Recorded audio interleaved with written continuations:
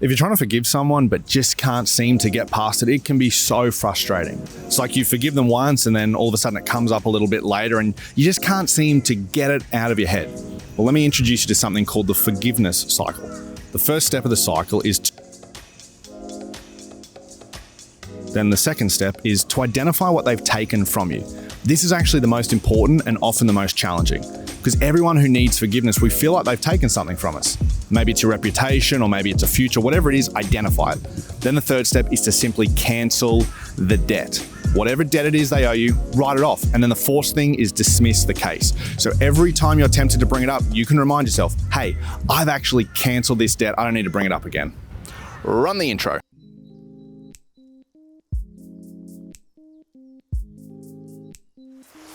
Now, you know as well as I do that knowing the forgiveness cycle and applying it are just two completely separate things.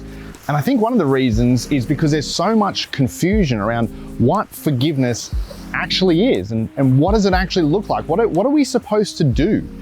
And usually when it comes to forgiveness, we all fall into one of three groups of people. The first group knows they need to forgive, but just can't muster up the courage to do it. The second group feels like you'd be letting the offender off the hook by forgiving them. And the third group, well, you've forgiven, but then it just keeps coming back up and you just can't get past it. Whichever group you find yourself in, Jesus does something really helpful and he actually defines for us what forgiveness is. And he does it in a story he's telling about a king who had a debt that he had to collect from one of his servants, and the servants begs him to forgive the debt because he just simply can't pay it. And so the king does that.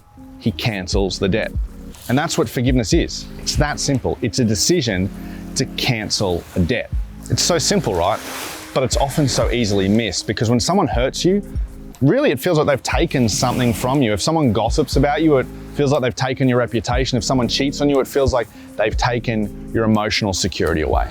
Now, what's interesting about the story Jesus tells is that he actually talks about what the servant did after the king forgave him. See, the servant went out and he had some debts to collect of his own, but he was ruthless with them. He wouldn't let people off the hook. And the king found out about it.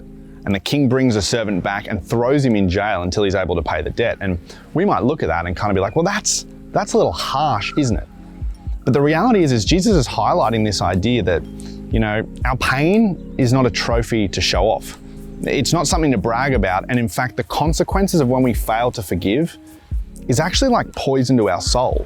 When you and I fail to forgive, we end up putting ourselves in a prison, and it's of our own making. So this is where the forgiveness cycle comes in. So pick the name of the person and identify who is it the person that you need to forgive. Maybe it's someone that you hope you'll never see again. Maybe it's an ex, maybe it's a boss. Maybe it's someone you haven't identified, but you carry around that hurt. Take the time, identify the person. And then like we said at the start of the video, the most challenging thing is to identify exactly what it is they've taken from you. And the reason this is so important is because general forgiveness won't heal specific hurts. And sometimes people ask me like, hey Chris, do I have to tell the person that I'm forgiving them? And I would say no. In fact, sometimes that's actually less helpful because oftentimes the person who's hurt you doesn't actually realize they've hurt you or doesn't want to admit that. Unless the person asks you directly for forgiveness, I would sort of say, hey, this is just something that's between you and yourself or you and God. And then the third step is to cancel the debt. Now, you might like to write this down on a piece of paper and throw it in the bin or tear it up or maybe burn it in a fire in a controlled and safe manner because it's just kind of that symbolic way of getting rid of the debt. And then the fourth and final part is to dismiss the case because this is a cycle. It will come up again. You will experience some of those feelings again. And when you do, it's a good idea not to run away from those feelings, but it's a good idea to embrace them, already knowing that you've determined the outcome, that you've already canceled the debt. So now you can dismiss the case. Hey, I hope you found this video helpful. If you did, give it a like. And if there's someone that comes to mind who you think this might be helpful for them, why not share it with a friend?